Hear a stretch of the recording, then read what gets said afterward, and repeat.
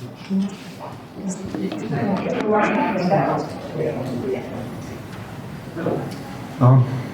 good afternoon.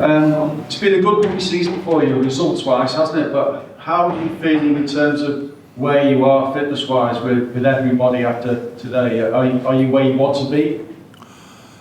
No, ideally we would have had them from the start, all of them. And then players like Virgil and all the others that went off after 67 minutes could have played the whole game.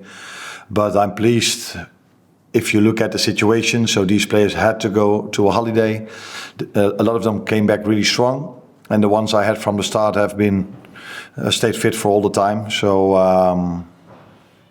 pleased with the fitness level the team has, and also without injuries at the moment, and that's an important thing in pre-season. So it's still a very important week ahead now for you, having everybody to train as a group together. Yeah. But not only an important week, an important year to come. We have to improve day by day, and I think we saw today in both games a lot of good things. But I can make a big list also of things that we have to improve, which is completely normal.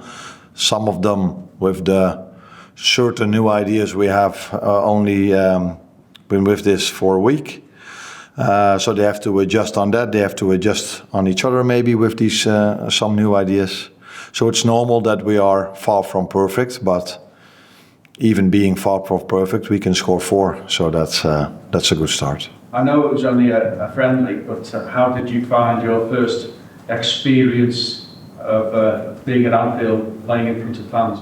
Yeah, that's always nice. No matter which team you lead, always if you play a home game, it's always nice. And if you lead a team for 15,000 fans, it's nice. If you lead them with 50,000, even nicer. And if you lead a team that has 60,000 fans that are also constantly behind the team, similar to my former club at Feyenoord, then those are always games to look forward to. And I got a taste of it today.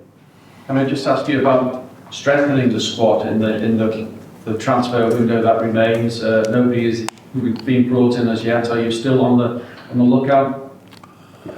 I think as a club like we're always looking if we can strengthen the squad, but it's not so easy to strengthen the squad if you've seen them to both games today. So I said many times before that I've inherited a real strong team, and if we can and if we think it's possible, we will strengthen the squad, but only if we think we can and if it's possible. So no names like Martin Zubovendi? You can come up with every name you want, of course. But can I just ask you about Fábio Carvalho? Has agreement gone through with Brentford for his move away from them?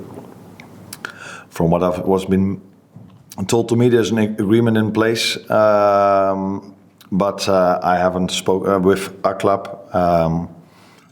and I was fully focused today on this game. So I don't know exactly what the status of him is. But that was, of course, the reason why he wasn't selected today.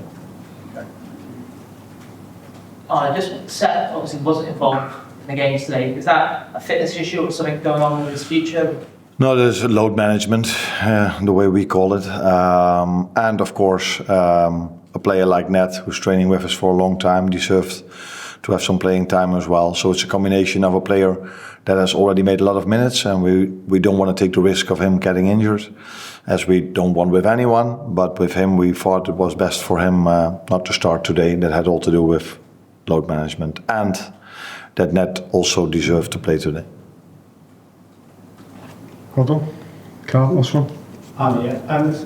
You've rotated quite a few of the deep line midfielders. Do you have an idea of not asking your team, but who will be, who will put up that role? Because it was a bit fluid last season. McAllister played there and Endo played there. Do you have you mean with deep? You mean the number 6 position? Yeah. And your question is? It's just you've obviously tried a few there. Yeah. Have you now got a better idea of who is more suited to be wanted to do in that role? Yeah, sometimes that also had to do with the players that we had available. The ones I've tried over there, I think we've seen mostly Wata, Endo over there, or Ryan. And in a previous game, even Domenech was a bit lower. But I have quite a good idea which player suits there at this moment, in my opinion, best. But like I said, we're only 1 week working together with some players, so sometimes you feel, oh, this is the best number 6, but then the combination with the other two might maybe not work out that well. So it's not to say that the ones that play today will play next week or the weeks after. We are still in a situation where we are constantly evaluate which is the best team for us and which is the best lineup. And today you saw this, but it's not to say that it's the same next week. Very last one there. Josh Jackson from the Anfield. Arne, you didn't take long for your name to be sung today in the first game. How do you feel about the way that the fans in the city have embraced you so far? No, only positives.